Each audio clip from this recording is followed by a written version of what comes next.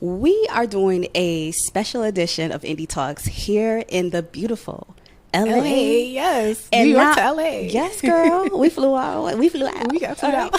So not only are we in LA, we're talking to some of the most dopest artists that are out here. And look at this handsome one right here. Thank you. We are talking to Reggie Becton. Yes. Woo. Everybody, appreciate you all for having me. Of course. Now, of course, we want to start off with the most basic question. Now, I Dan and I, we're really big fans, and first and foremost, just enjoy the music that you do put out. It is for the culture. Yes. If you ain't streaming it, if you ain't doing anything with it, you better find it and you better get it. It's on all your popular playlists, everything. So talk about basically your start and getting into this industry, because you have a really good story, and I just want to hear, and the audience want to hear just how you got started. Yeah, I would say it kind of started. I would say it kind of started maybe in about 2016. I moved to LA.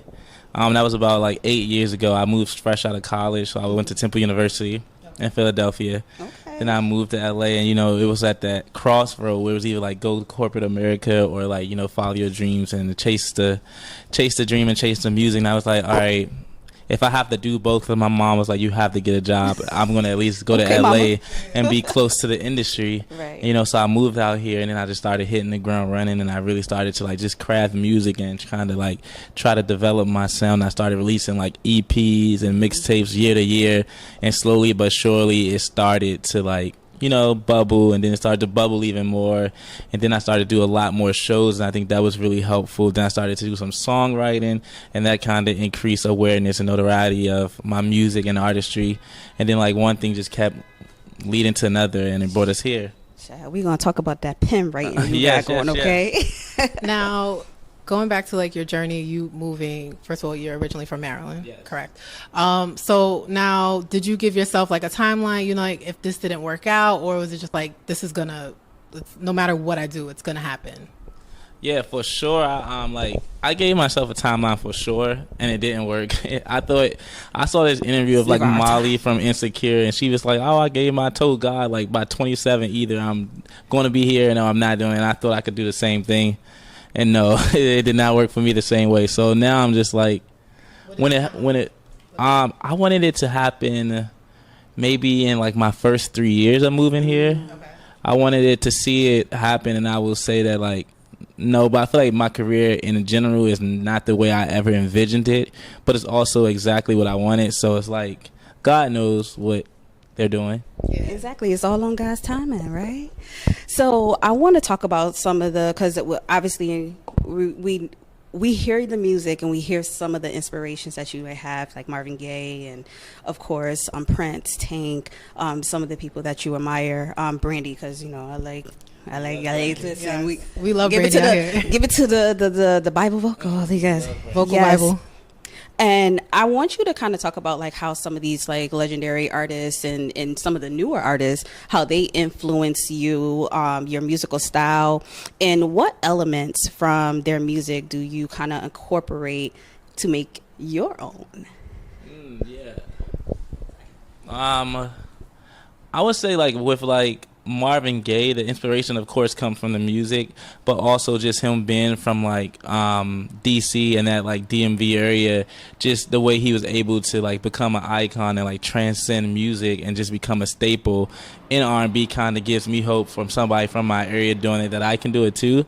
And then I think with like Prince was just like fearless, and it was someone whose music that I kind of deep dived into as I got older, and I started wanting to hear more people that I felt like sound like me. Mm-hmm. And it was just cool to see how he created music, and it was just like boundless, and there were so many risks. And then, of course, like Brandy, all of us want to sound like Brandy, and the stacks and the harmonies and the runs. So, like, that's there. And then same for Tank, really. Like, Tank just has an amazing runs. His pen is awesome. And I think the last one for me that shapes it out is Avant. And I just love Avant music. And I think, like, when I think of, like, great R&B tone, like a tonal voice, Avant's tone is something that I'm always trying to match. So I feel like that's, like, how I get those five, and I just kind of take inspiration from it. And then when it comes to like peers, I feel like when I hear like my peers or newer music comes out, like a Destin Conrad, who I'm a big fan of. But it just like when you hear such a great song, you're like, I wish I came up with this, or like I need to better my pen. Like hearing Jasmine Sullivan on Hotels, how she just penned every song to like immaculate believe, it just makes you like, all right, I need to get better. So that's kind of how I look at my peers for inspiration. And definitely paying homage to Jasmine Sullivan, because she, I mean, just amazing overall, because her pen game and the style and technique and her vocal. Yeah, she has 100% almost in every category. Yes. Listen, Jasmine, holla at us. Yeah. So now, speaking of peers, so you have Room 143, and you remixed it with not only the legendary Ayana, but you also have it with Slim from 112. Yeah. Now, I want to like talk about how did that remix one come about?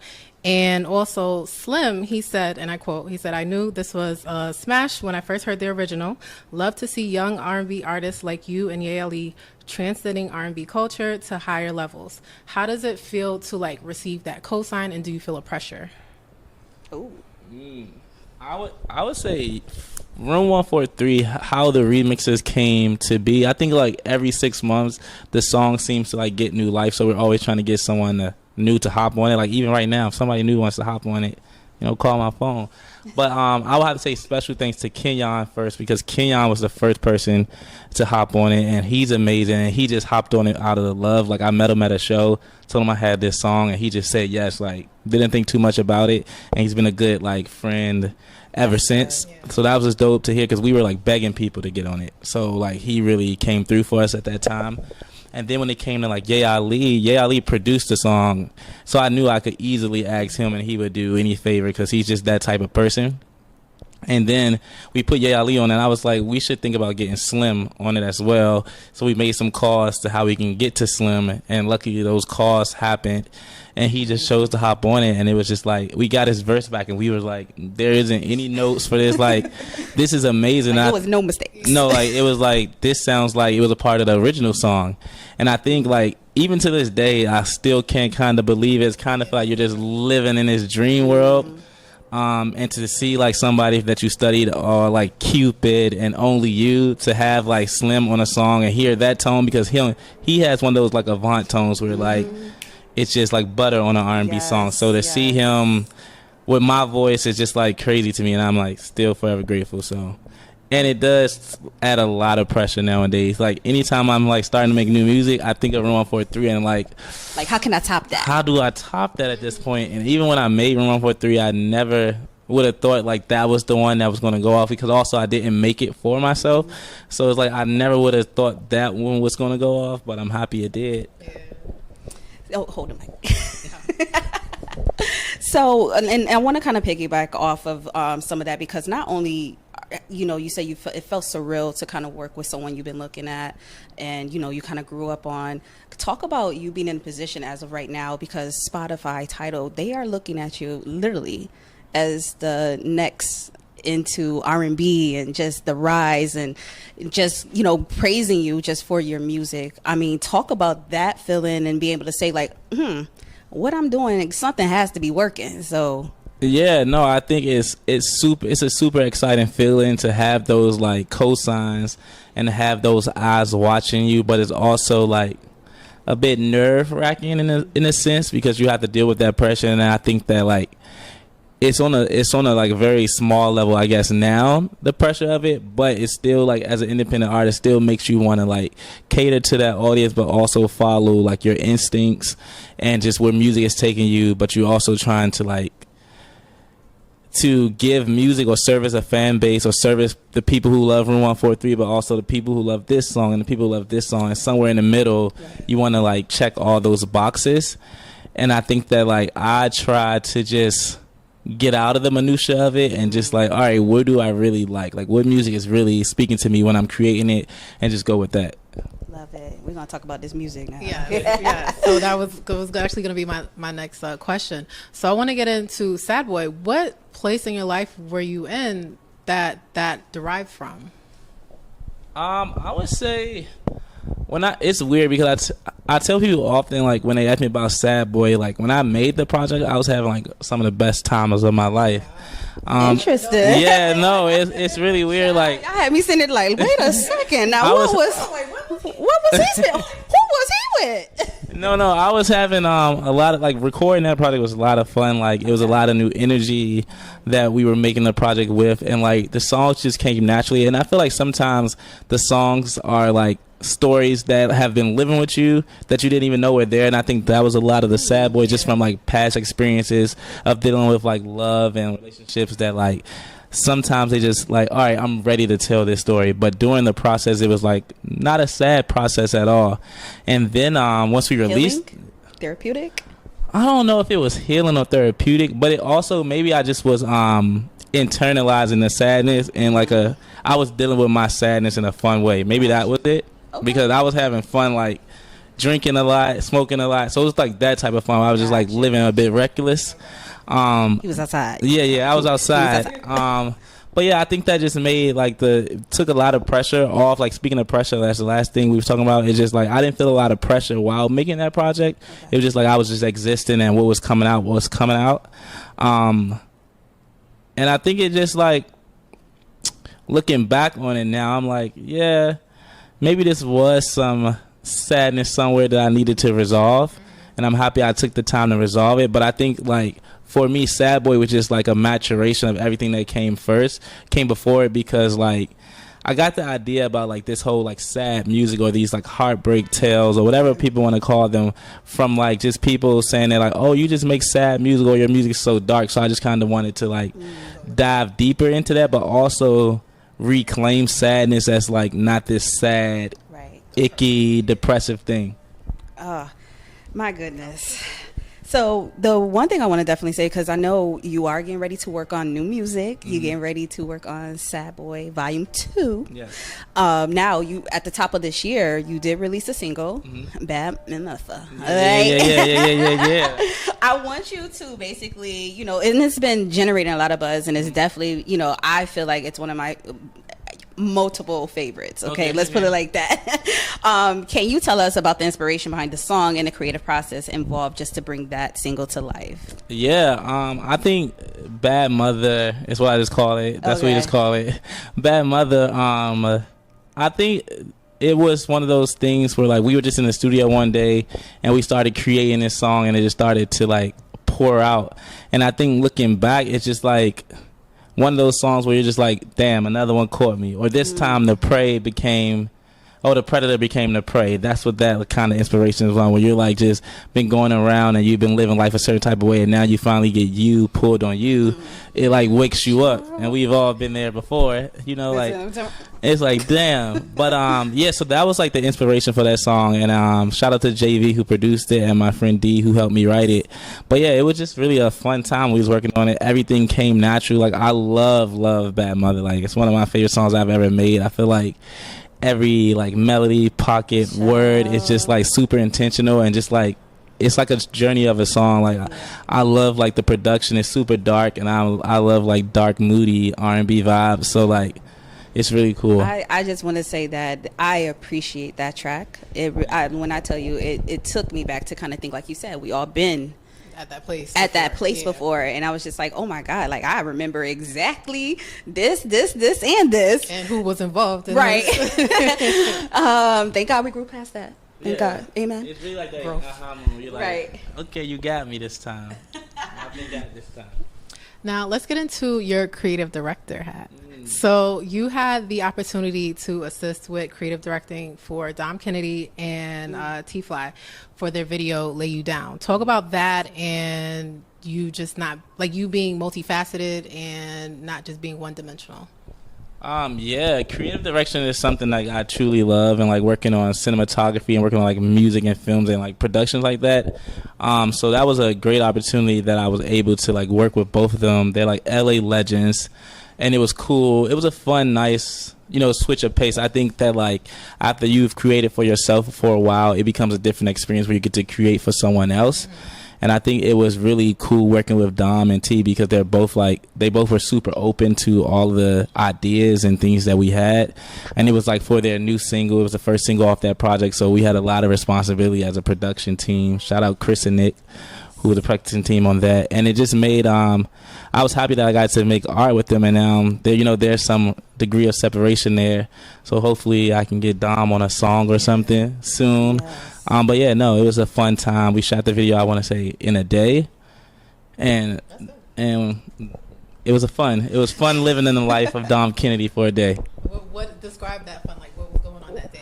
I feel like living in the life of Dom Kennedy for a day was like the world was at my feet. Like anything Dom said we could do, and it was just like, all right, now I understand.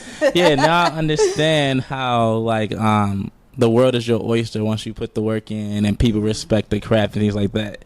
Because every like idea we had, Dom knew a way to make it happen for us. So, all right, it was fun. I just want to piggyback really quickly because I know with the upcoming release of Sad Boy Volume 2, and I know you had the single release at the top of this year. Talk about the what the cadence is going to be like, what that tempo is going to be like for Volume 2. Are we still going to be in the same frame set, or are we going to get you going to surprise us? You're going to give us something a little different? What's that looking like? I would say like the Sad Boy Volume 2 is very similar to the Sonics and music on Volume 1. I think like the subject matters a little bit. I think now we'll see Sad Boy, like ready to be loved and not really finding love to give away. So there may be a bit more loving songs on there. But Sad Boy is always going to be Sad Boy, so there will be like a lot of sadness there too. And I think we're going to like invite some people into the world of Sad Boy. So the first one didn't have that many features, so hoping to have some nice collaborations on Volume 2. Ooh, can you speak on who? Not at the moment. Okay. Still waiting on the ink to dry. Yeah, yes. Gotcha, Okay, gotcha. yes, Of course, yes. Wait, let yes. things dry. Yeah. So now you are R&B, but now also you've been categorized as rock and soul. Now describe, what is rock and soul to you? To me, rock and soul is like hard, aggressive. At least rock is like guitar driven, loud, in your face kinda. And I think soul is more of a feeling, more like a heaviness in a good way. Like it just fills you up. Like you feel like, all right, it's like a pillow almost. Like there's a lot inside of a pillow, but it's not heavy at all. I feel like that's what like soul music is. And yeah, I'm like always trying to like stray the balance of like rock and seeing how I can genre bend with like rock, soul, and R&B. But like I love that to be R&B at the core and just try to infuse these other things, because I think that when you do that, you kind of can create your own sound of R&B that's more interesting than what most people are like doing with the genre things today. What is the one thing that you hope your listeners could take away from your creative work of art or embodiment of art in music? I would say, I think for me, the biggest takeaway from my music is like vulnerability. Mm-hmm. I think that like anytime I'm approaching like writing a song or doing music, it's always from a vulnerable space in hopes that it will impact other people to be more vulnerable in their everyday life. Like express yourself, tell the people you love them, tell the people you hate them. When someone breaks your heart, let them know. When someone makes you fall in love, let them know. Like if we can all be a bit more vulnerable and a bit more honest with ourselves, I think that we'll live in a better society in a way. So don't go ghost is what you're saying. Don't go ghost. Okay. Unless you just have to. Sometimes, Make a mental note. Sometimes when somebody just disrespecting your boundaries and you kind of told them, it's like, all right, I'm just... Okay, then it's just a vibe. Yeah, then it's just like a quick exit. Gotcha. Noted.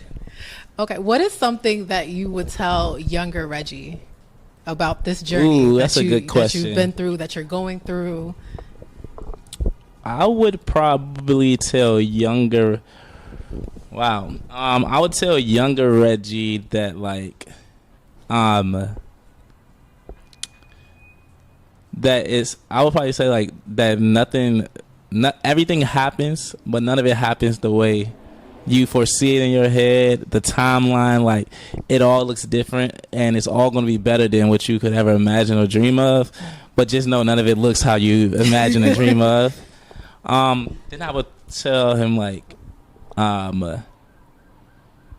it's okay like not to sound or like fit with everybody, and like it's okay not to like see you in others, because that's what makes you like special, or that's what's going to set that same thing's going to set you apart. And I think like for a long time as a kid, I struggled with like, I don't sound like this person, or look like this person, or do this way, or have this. And I think that like in today's climate, like it's even more special to be yourself. And if we don't have like those prototypes or archetypes that we used to have to fit in as R&B singers or just potential artists in general.